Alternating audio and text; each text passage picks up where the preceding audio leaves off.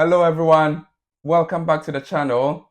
In today's video, we'll be discussing a medical procedure called paracentesis. Now this is a procedure very important in the treatment of ascites, which is the accumulation of fluid in the peritoneal cavity. To all our returning subscribers, thank you very much for the support, and we are grateful to all our new subscribers. We hope you found value in the video. Paracentesis is a medical procedure where we insert a needle or a catheter into the peritoneal space to drain excess fluid. So ideally in your peritoneal cavity, you shouldn't have any accumulation of fluid, but in certain disease conditions, you may have fluid collecting in the peritoneum, and this is usually referred to as ascites. Now, in order to drain this fluid, we do what we call paracentesis. I must mention also that paracentesis can either be therapeutic or diagnostic. So when we say it is therapeutic, it means it is for us to offload the excess fluid that is accumulating in the peritoneum.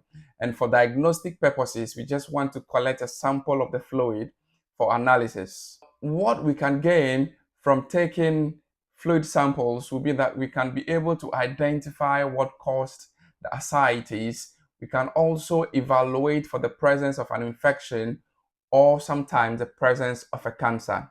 So we have decided we need to do paracentesis. We need to get rid of the fluid that has accumulated in the peritoneal cavity. What are the pre-procedure considerations? What should you be doing before this procedure? The first thing you want to do is you want to ascertain if the patient or the client understands what the procedure is and whether or not informed consent have been gained. So when there is not enough understanding of this procedure, you want to refer this back to the medical professional who will be undertaking the procedure, and then you want to get the patient to understand what the procedure is and then ensure that you have gained an informed consent in order for us to carry out this procedure. We also want to monitor your vital signs, and in this we are very much interested in your pulse and your blood pressure. I will explain a bit further when we look at our post-procedure care and considerations. You also want to monitor your weight and your abdominal girth. What this gives you is an indication of whether or not the procedure was a success. So we expect that the patient will lose some weight and that the abdominal girth will be reduced following the procedure. You also want to help in repositioning of the client, and the client need to be sat upright. In addition to reposition, you also want to ensure that the patient has voided before the procedure. The reason for this is that because of the situation of the bladder, there is the likelihood of puncture to the bladder if we insert the needle or the catheter. And so you want to reduce any possible injuries to the bladder by allowing the patient to void before the procedure. Now we have successfully drained some of this fluid that has accumulated in the peritoneum, and patient is relieved of most of their symptoms. What are the things we need to look out for after the procedure is done? We need to look out for after the procedure is done. The very first thing is that you want to apply gauze dressing to the puncture site, and you want to monitor for signs of bleeding. Now, you know there are vessels that supply every part of the body, and so there are the vessels that supply the stomach and its contents. And so there's a possibility we may have nicked a vessel, and so you want to assess for signs of active bleeding and you want to report this accordingly. We mentioned earlier that there is the tendency for us to cause damage to the bladder, and so you want to monitor for signs that may be indicative of bladder injury. Things like hematuria, that's blood in the urine, active or frank blood. You also want to look out for changes in the color of a urine, and all these things may give us a clue as to whether or not the bladder has been injured. You also want to monitor your blood pressure and your pulse. Now, the reason why we are particularly interested in these two items in your vital signs is because once we drain a lot of fluid from the peritoneum, we reduce the intra-abdominal pressure.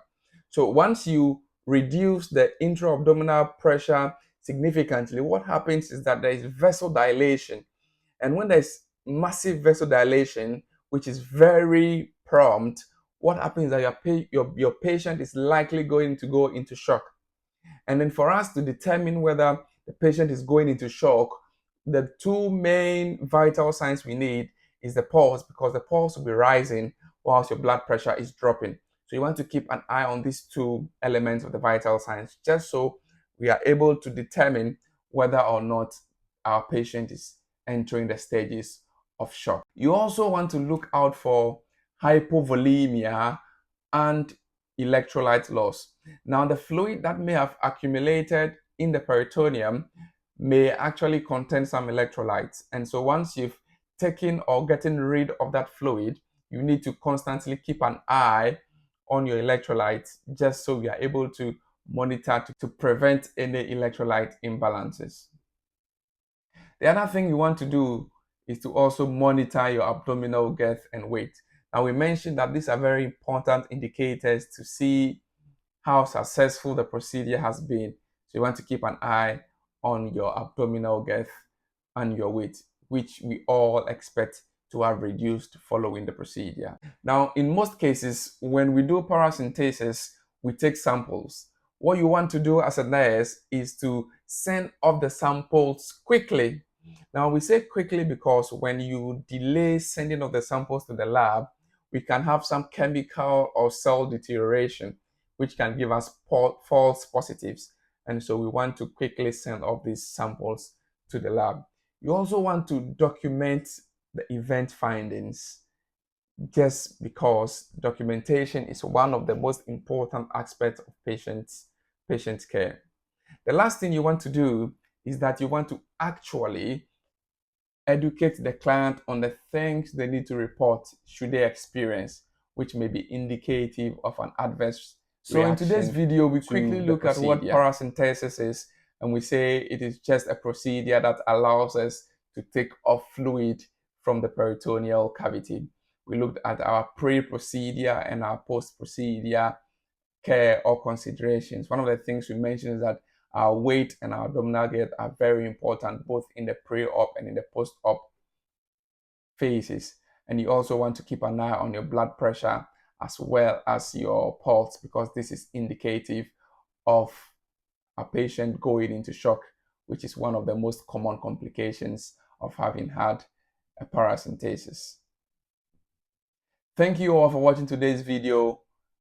If you found value in the video, I want you to give it a like, subscribe to this channel, and hit the bell icon, so when we post a video, you'll be the first person to see it.